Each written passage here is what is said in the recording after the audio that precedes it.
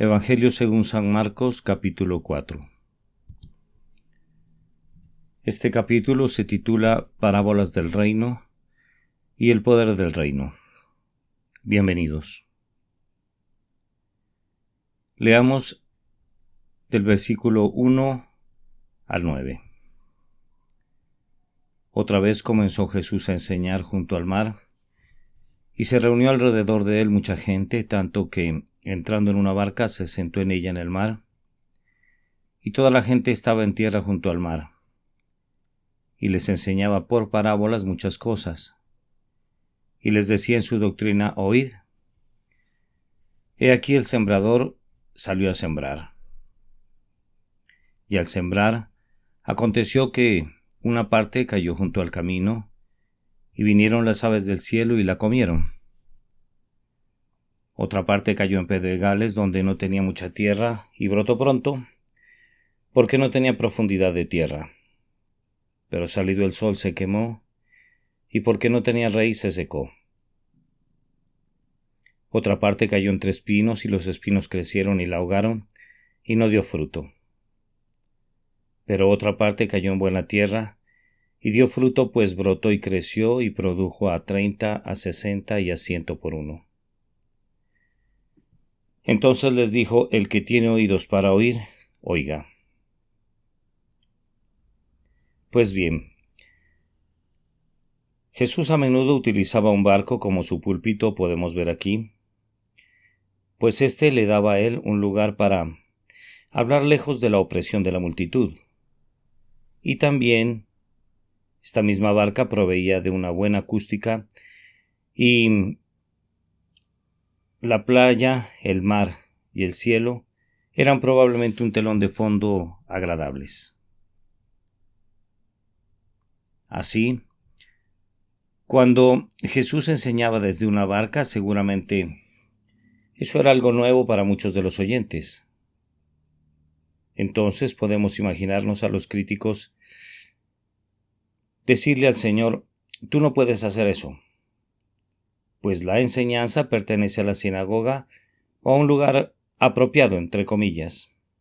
Como también les sería fácil decirle a Jesús cosas como: el aire seco quizás haga que la gente se enferme, o hay muchos mosquitos en la orilla del mar, o también alguien se podría ahogar. Pero con todo y esto, Jesús sabía que la enseñanza desde una barca era muy adecuada para sus propósitos. Ahora, acerca de la palabra parábolas, pues vemos que esta viene de la idea de establecer algo al lado y a lo largo de este mismo algo. Es así que, mientras Jesús utilizaba parábolas, la idea era la de establecer una verdad espiritual al lado de una verdad diaria de la vida. En esta misma parábola, Jesús describe algo con lo que las personas que escuchaban estaban muy familiarizadas, y es un granjero echando la semilla al suelo y la semilla cayendo en diferentes tipos de suelos. De hecho, esta semilla cayó en 3 áreas sin que tuviera un éxito duradero. Primero, en el camino, cuando dice junto al camino. Segundo, en suelo rocoso, cuando dice entre pedregales. Y tercero, en un suelo con espinas, cuando dice entre espinos.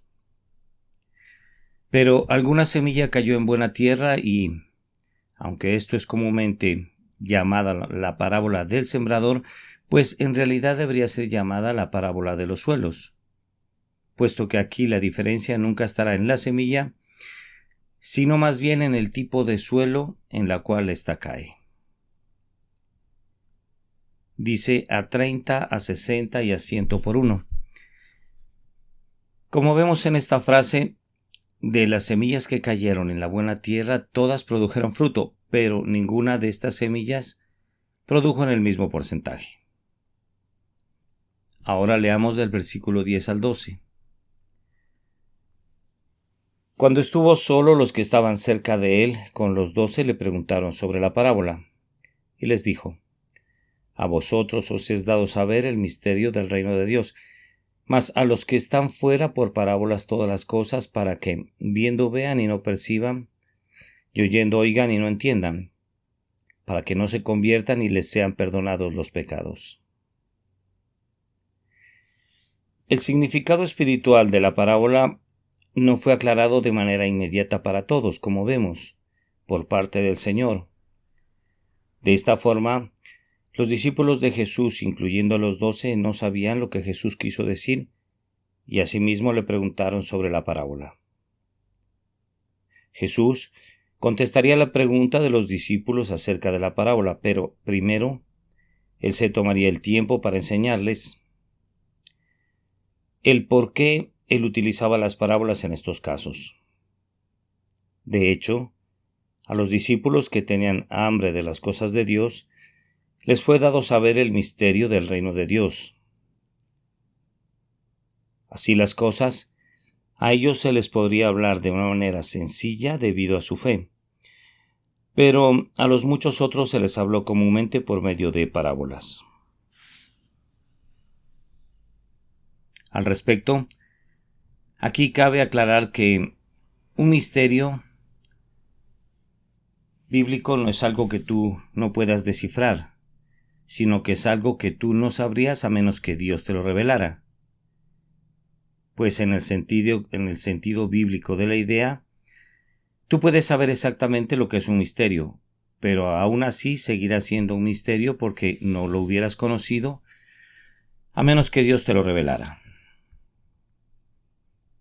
Ahora, las parábolas en su función espiritual son más como acertijos que ilustraciones sencillas, puesto que éstas pueden ser entendidas por aquellos que obtienen la palabra que se convierte en la llave correcta en el pasaje, ya que si tú no entendías la palabra clave de las parábolas de Jesús, pues nunca vas a llegar a entender las parábolas. Así las cosas, si pierdes de vista la palabra clave, pierdes de vista toda la parábola, pues si crees que la semilla representa dinero, entonces pierdes de vista la parábola. Si crees que la semilla representa amor, pierdes de vista la parábola. Y si crees que la semilla representa trabajo duro, entonces también pierdes de vista la parábola. Así que solamente podrás entenderla, y me refiero a la parábola, al entender la palabra clave en la frase el sembrador es el que siembra la palabra. También dice para que no se conviertan y les sean perdonados los pecados. Al citar el pasaje de Isaías 6:9, Jesús explicó por qué él utilizaba las parábolas, pues al enseñar por medio de estas mismas, Jesús ofrecía a sus oyentes la oportunidad de profundizar y encontrar la verdad al hacer que los oyentes vean hacia una historia interesante, y así éstos podrían evitar una condenación más grande, al haber rechazado una verdad tan sencilla de entender. Así Jesús no utilizaba las parábolas para cegar a las personas, sino porque ellas ya estaban ciegas. Por tanto, Jesús utilizaba este método de las parábolas no para cegar a sus escuchas, sino para que ellos pudieran ver otra vez. No para prevenirlos de llegar al perdón, sino para atraerlos a una nueva y verdadera atención que los lleve a este mismo perdón. A la luz de todo esto, vemos qué tan bendecidos somos asimismos aquellos que entendemos las parábolas de Jesús, puesto que no solamente obtenemos el beneficio de una verdad espiritual ilustrada, sino que al tiempo también demostramos una buena medida de sensibilidad al Espíritu Santo de Dios. Leamos del versículo 13 al 20. Y les dijo: ¿No sabéis esta parábola? ¿Cómo pues entenderéis todas las parábolas? El sembrador es el que siembra la palabra, y estos son los de junto al camino, en quienes se siembra la palabra, pero después que la oyen enseguida viene Satanás y quita la palabra que se sembró en sus corazones. Estos son asimismo los que fueron sembrados en pedregales, los que cuando han oído la palabra, al momento la reciben con gozo, pero no tienen raíz en sí, sino que son de corta duración, porque cuando viene la tribulación o la persecución por causa de la palabra, luego tropiezan. Estos son los que fueron sembrados entre espinos, los que oyen la palabra, pero los afanes de este siglo y el engaño de las riquezas y las codicias de otras cosas entran y ahogan la palabra y se hace infructuosa. Y estos son los que fueron sembrados en buena tierra, los que oyen la palabra y la reciben y dan fruto a 30, 60 y a 100 por uno. Bien, Jesús en este pasaje considera como esencial entender esta parábola para poder entender sus otras parábolas. Asimismo, Jesús dijo que la palabra de Dios es como una semilla, que se planta en nuestros corazones y luego tiene el potencial de llevar fruto. Pero como vemos, no toda la semilla crece para ser luego una planta que lleva fruto, sino que el tipo de suelo en el que cae es el que hace la diferencia entre dar fruto o no dar fruto. Hemos de observar aquí que la tendencia natural de la audiencia hacia el predicador va a ser siempre la de criticarlo en su labor de enseñar la palabra. Pero aquí, por el contrario, Jesús el predicador es el que criticaría a su audiencia por su falta de fe. El asunto entonces pasaría a ser con qué fe las personas escucharían y no que también predicaría él a la multitud. También aprendemos aquí que es por medio de la predicación que la palabra era sembrada en los corazones de las personas que escuchaban a Jesús y no por sus milagros entre ellos. Así las cosas, puedes estudiar la semilla, categorizar la semilla, analizar la semilla o aún amar la semilla, pero si no la siembras en buena tierra, nada de ésta crecerá. También deberíamos tener en cuenta que si la semilla es la palabra, entonces cada predicador debería asegurarse de usar muy bien esta semilla en sus exposiciones. Como tal, es una gran ofensa y afrenta en contra de Dios el cambiar la semilla, mezclar la semilla, o el sembrar una mala semilla en lugar de sembrar la buena semilla de la verdad.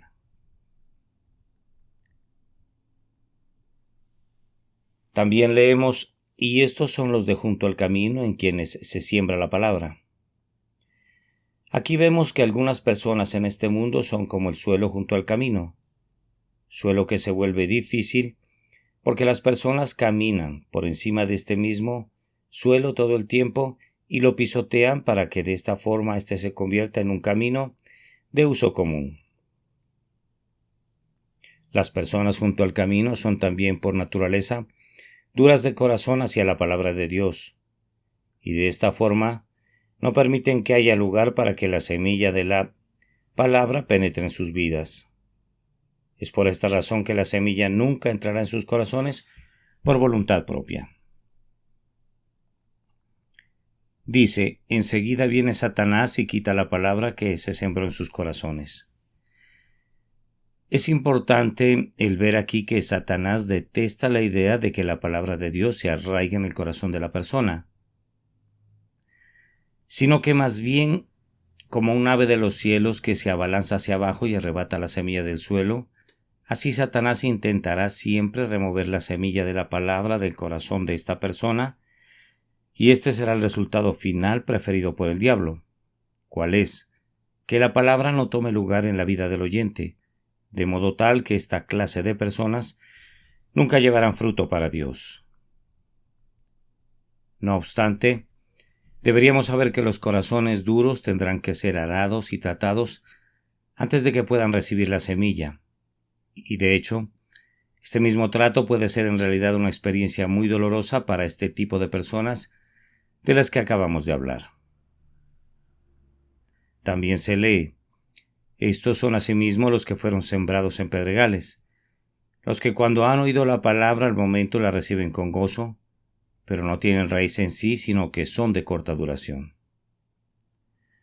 Acá vemos que algunas personas son como el suelo, que es pedregoso, pero que está cubierto por una capa superficial de tierra.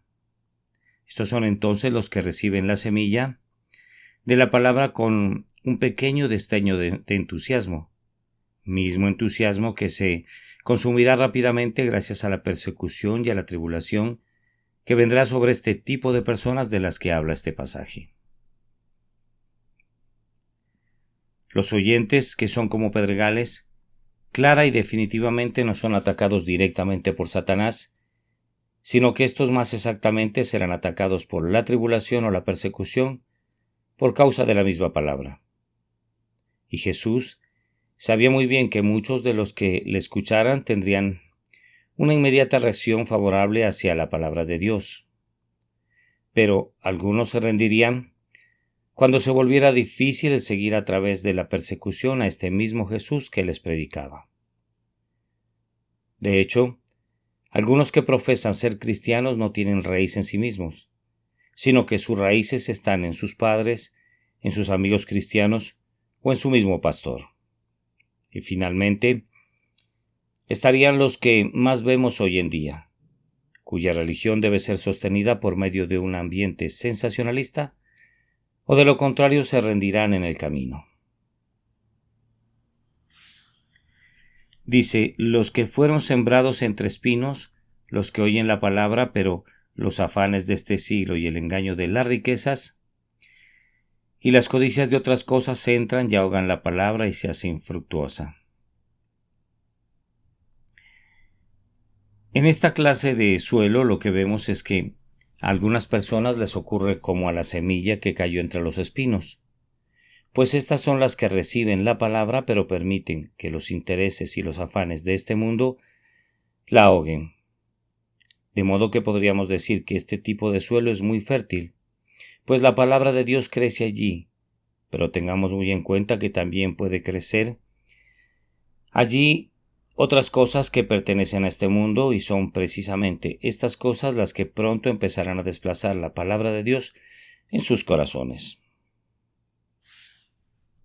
Leemos, y estos son los que fueron sembrados en buena tierra, los que oyen la palabra y la reciben y dan fruto a 30, 60 y a 100 por uno.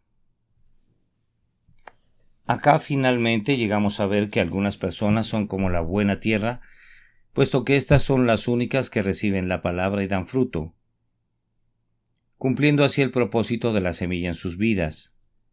También en esta parábola observamos que cuando la palabra es recibida de la manera que debe ser recibida, algo sucede, y es que se produce fruto. Claro está, que si en este caso como en los anteriores nada sucediera, entonces es que la palabra no está siendo recibida como se debería recibir. Versículos 21 al 23. También les dijo, ¿acaso se trae la luz para ponerla debajo del almud o debajo de la cama? ¿No es para ponerla en el candelero? Porque no hay nada oculto que no haya de ser manifestado, ni escondido que no haya de salir a la luz. Si alguno tiene oídos para oír, oiga. En este pasaje vemos que por su misma naturaleza la luz siempre va a ser revelada, y asimismo ocurrirá con la verdad, y esto simplemente porque Dios mismo lo prometió. Entonces, amados escuchas, no debemos esconder esta luz de los demás, y así, si tú tienes la verdad de Dios, tú mismo tienes la responsabilidad solemne de esparcirla en cualquier forma en la cual Dios te dé la oportunidad, puesto que, naturalmente, Dios no encendió tu lámpara para que ésta permaneciera escondida de los demás, sino para que ilumines con ella su camino. Versículos 24 y 25. Les dijo también, mirad lo que oís, porque con la medida con que medís os será medido, y aún se os añadirá a vosotros los que oís. Porque al que tiene se le dará, y al que no tiene aún lo que tiene se le quitará. Según el pasaje que acabamos de leer, a los cristianos les corresponderá tener el cuidado de colocarse a ellos mismos bajo buenos maestros que enseñen todo el consejo de la palabra de Dios. Como tal, hay muchas razones a la hora de elegir una iglesia, pero una gran razón debería ser: Jesús me dijo que mirara lo que oigo. Y es que en la frase con la medida con que medís, os será medido, está el por qué es importante que analicemos lo que oímos. Pues Dios nos responderá en la medida en que nosotros le correspondamos a Él y a su palabra. Dice, y aún se os añadirá a vosotros los que oís. Lo que nos dice esta frase es que cuando escuchamos la palabra de Dios y la recibimos con agrado, es aquí mismo cuando más se nos añadirá a nosotros de las riquezas espirituales de Dios. Y muy al respecto, una pregunta frecuente entre la comunidad cristiana es, ¿qué es lo que se nos dará? Pues bien, lo que se nos dará es más deseo para escuchar, mucho más entendimiento de lo que oímos y finalmente una inmensa posesión personal de las bendiciones espirituales de Dios. Versículos 26 al 29. Decía además, así es el reino de Dios, como cuando un hombre echa semilla en la tierra y duerme y se levanta de noche y de día, y la semilla brota y crece sin que él sepa cómo, porque de suyo lleva fruto la tierra, primero hierba, luego espiga, después grano lleno en la espiga, y cuando el fruto está maduro, enseguida se mete la hoz porque la siega ha llegado. Cuando un granjero planta la semilla y ésta crece de noche, y ve que la semilla ha brotado en la mañana, él mismo ha trabajado como compañero de Dios en este proceso, pues el hombre ha hecho lo que él ha podido hacer, esto es plantar la semilla, y Dios ha hecho lo que él únicamente puede hacer, esto es hacer brotar la semilla. Todo lo anterior lo que nos muestra es que la palabra de Dios obra de manera invisible dentro de nosotros, pues Dios promete que su palabra cumplirá el propósito por el cual Él la manda. Así que cuando escuchas la palabra, ésta obrará en ti, y aun cuando duermas, ésta obrará en ti espiritualmente de una manera que es invisible para nuestros ojos. Así es con el reino de los cielos. Nosotros trabajamos en compañerismo con Dios, pero el verdadero trabajo se lo deja para Él, y nosotros simplemente debemos confiar en el proceso, el cual nunca llegaremos a comprender completamente mientras sigamos aquí en la tierra. Dice, la siega ha llegado. Aquí vemos que de la misma manera que un campo de cosecha puede pasar desapercibido cuando se acaba de sembrar, asimismo no puede perderse de vista cuando madura. Así es el reino de Dios. Tiene comienzos pequeños y raíz pequeña, pero cuando Dios mismo desarrolla la obra, ésta estará a la vista de todos. Versículos 30 al 34.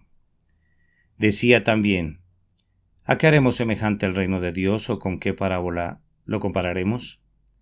Es como el grano de mostaza que cuando se siembra en tierra es la más pequeña de todas las semillas que hay en la tierra, pero después de sembrado crece y se hace la mayor de todas las hortalizas y echa grandes ramas, de tal manera que las aves del cielo pueden morar bajo su sombra. Con muchas parábolas como estas les hablaba la palabra, conforme a lo que podían oír. Y sin parábolas no les hablaba, aunque a sus discípulos en particular les declaraba todo. Algunas personas tienen esto como una hermosa ilustración de la iglesia creciendo tan grande que provee refugio a todo el mundo, pero la verdad es que esta planta de semilla de mostaza ha crecido una monstruosidad, y así las cosas alberga a las aves, quienes en las parábolas son los emisarios de Satanás. Esto de acuerdo con la parábola de la semilla junto al camino que ya vimos, claro está.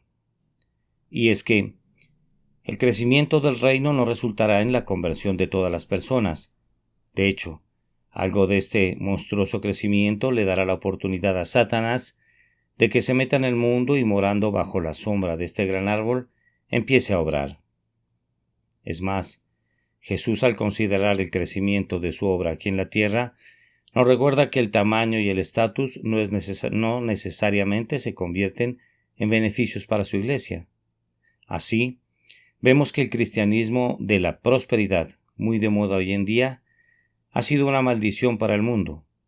Esto al tener la forma de piedad, pero al mismo tiempo carecer de poder. dice, aunque a sus discípulos en particular les declaraba todo. Esta frase no necesariamente implica que la multitud no entendía nada de lo que escuchaba, sino que simplemente nos indica que Jesús, al hablar más a sus discípulos, hacía que éstos entendieran mejor la parábola. Versículos 35 al 39. Aquel día, cuando llegó la noche, les dijo, pasemos al otro lado, y despidiendo a la multitud le tomaron como estaba en la barca, y había también con él otras barcas. Pero se levantó una gran tempestad de viento, y echaba las olas en la barca de tal manera que ya se anegaba. Y él estaba en la popa durmiendo sobre un cabezal. Y le despertaron y le dijeron, Maestro, ¿no tienes cuidado que perecemos? Y levantándose reprendió al viento y dijo al mar, Calla, enmudece, y cesó el viento y se hizo grande bonanza.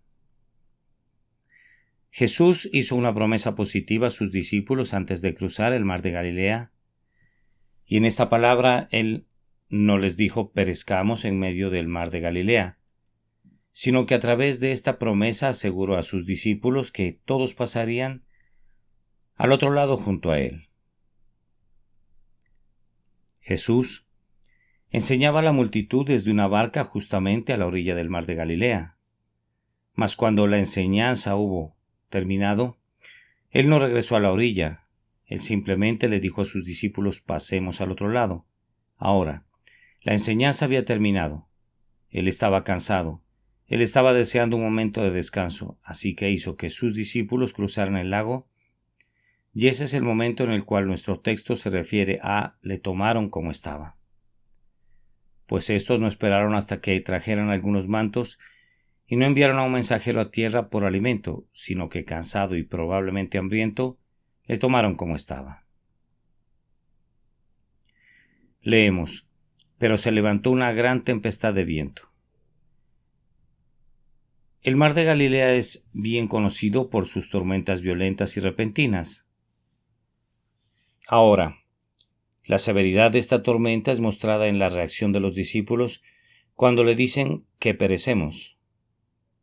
También vemos en este pasaje que muchos de los discípulos eran pescadores experimentados en este lago y estaban realmente asustados, lo cual los llevaría a pensar que perecerían. Es aquí cuando la verdadera humanidad de Jesús se muestra en su corto descanso en la barca, pues él se cansó y a veces dormía cuando él podía, ya que el sueño del Señor no solamente era el sueño por el cansancio, sino que más bien era un descanso que le daba su fe, pues amados hermanos, hay un descanso en la fe, pues así como hay un descanso en la vigilia, también lo hay en la fe. Al respecto, a Jesús el viento no le despertó ni los argumentos entre los discípulos le despertaron. Mucho menos el agua que salpicaba sobre la barca le despertó. Pero al clamor de sus discípulos, él se despertó instantáneamente, lo cual nos permite ver que Jesús, al más leve clamor de sus preciados pequeños, instantáneamente despierta. También dice, Maestro, ¿no tienes cuidado que perecemos? En esta pregunta nótese el nosotros en la palabra perecemos, pues la idea de ellos era, oye Jesús, tú también estás en problemas, es mejor que te despiertes, tomes una cubeta y empieces a sacar el agua junto con nosotros porque perecemos. Esto, como vemos, no era una petición para que él hiciera algo, sino que era una protesta en contra de su aparente indiferencia a la situación. El caso es que hoy en día pudiera haber ambos, un Cristo que duerme y una iglesia que duerme, pero ni aun así Cristo y su iglesia pueden perecer, pues Él está dormido, pero Él solamente duerme hasta que clamemos más fuerte hacia Él. Es así que cuando nos metemos en algún problema del cual no podemos salir por nosotros mismos, allí sentimos nuestra total dependencia en Él, entonces clamamos y Él revelará su gran poder. Jesús no solamente cayó al viento y al mar, sino que Él reprendió al viento y al mar. Esto, junto con el temor de los discípulos y con lo que Jesús encontraría en su destino, nos da un fuerte sentido de que Satanás tenía algo que ver en esta tormenta. y es que la misma terminología calla e enmudece fue utilizada cuando Jesús hacía callar y reprendía a los demonios, lo cual deja claro que esta era una batalla espiritual tanto como una crisis climática. De hecho, Jesús se dirigió a la feroz tormenta como si fuera una fuerza que amenazaba a sus discípulos y a él mismo. Marcos también dice que había también con él otras barcas. Y así cuando Jesús calmó al tempestuoso mar de Galilea, él no solo se rescató a sí mismo y a sus discípulos, sino a todas las demás barcas también. Versículo 40 al 41. Y les dijo: ¿Por qué estáis así amedrentados? ¿Cómo no tenéis fe? Entonces temieron con gran temor y se decían el uno al otro: ¿Quién es este que aun el viento y el mar le obedecen? Aquí Jesús no dijo: de cierto esta es una gran tormenta, sino que él preguntó: ¿cómo no tenéis fe? Pues la tormenta no tenía el poder para perturbar a Jesús, pero la incredulidad de sus discípulos sí lo perturbaba. De hecho, no era el temor hacia la tormenta lo que hizo que Jesús les dijera que no tenían fe, pues una pequeña barca en una gran tormenta es un lugar en el cual da temor, y ese temor inicial en sí mismo no estaba mal, sino que lo que los discípulos eligieron hacer con el temor fue lo que estuvo mal. Y esto fue despertar a Jesús de su sueño. Jesús habría podido aclararles en ese momento que ellos no tenían fe debido a que ellos no creían en su palabra, pues cada uno de ellos había escuchado que Jesús dijo: pasemos al otro lado. Es más, Jesús no dijo: hagamos lo mejor que podamos y quizás todos nos ahogaremos en medio del mar, sino que él prometió una llegada segura al otro lado del lago. Y es aquí cuando los discípulos pudieron haber elegido el confiar en esa promesa, pero no lo hicieron. Y es en ese sentido que Jesús les dijo que ellos no tenían fe. Acá podríamos poner el énfasis de la frase ¿cómo no tenéis fe? En todos los cristianos actuales, pues de la misma manera que a sus discípulos, Jesús nos haría la misma pregunta el día de hoy a nosotros. Después de todo lo que yo he hecho en ustedes y por ustedes, ¿cómo es que no tenéis fe? Ahora, en toda esta situación también se esperaría que la calma total del mar pudo haber llenado de paz a los discípulos, pero en lugar de esto, los discípulos tenían el mismo o aún más temor que cuando estaban en medio de la tormenta. Se lee: ¿quién es este que aun el viento y el mar le obedecen? Los discípulos hicieron una buena pregunta: ¿quién es este? Pero en su interior sabían que solamente podía ser nuestro Señor y Dios, quien es el único que puede tener este poder y autoridad. Así, por un momento los discípulos pudieron ver la completa humanidad de Jesús y la plenitud de su deidad al mismo tiempo. En otras palabras, ellos vieron a Jesús por quien Él realmente es, verdaderamente hombre y verdaderamente Dios.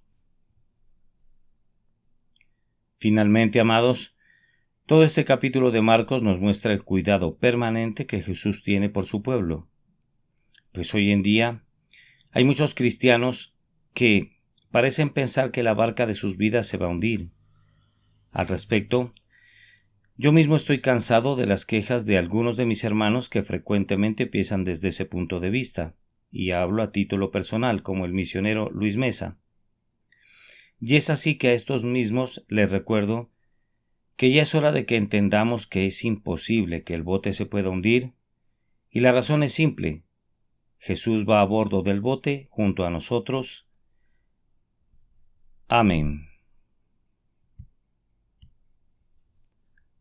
Oremos. Padre y buen Dios, queremos darte alabanza, gloria, honra y honor esta tarde, y asimismo las gracias por haber enviado este precioso capítulo del Evangelio según San Marcos a nuestros oídos. Es también un buen momento para pedirte perdón por nuestros pecados y arrepentirnos por las cosas que han contradicho tu palabra y por los momentos en que te hemos hecho disgustar con nosotros, Señor. Ten piedad de nosotros, amado Dios. ten paciencia cada día más y más con nosotros, con aquellos que fuimos en primer lugar llamados, en segundo lugar escogidos y en tercer lugar elegidos. Padre, para ser tus comisioneros aquí en la tierra, según el capítulo 28 del Evangelio según San Mateo. Gracias, Señor. Gracias por tu gran amor. Gracias, Padre, por haber enviado a tu Hijo aquí a la tierra para que Él redimiera, Señor, nuestras almas de la propiedad de Satanás, para que perdonara nuestros pecados y nos lavara con su sangre, Señor, de tal forma que podemos entrar a tu reino, amado, como discípulos y como siervos, infieles aún, pero que por tu gracia son aceptos. Padre, gracias, infinitas gracias por tu gran amor a través de tu Hijo Jesús y por haber dejado el Espíritu de Jesús aquí en la tierra para que nosotros vivamos de Él, nos nutramos de Él, nos fortalezcamos de Él. Señor, declaramos nuestro amor a ti en este día, con el poder que nos da el Espíritu Santo, Señor, y a través de nuestro Señor Jesús, Padre amado, te decimos que te amamos, que con amor eterno te amaremos hoy y siempre. Amén.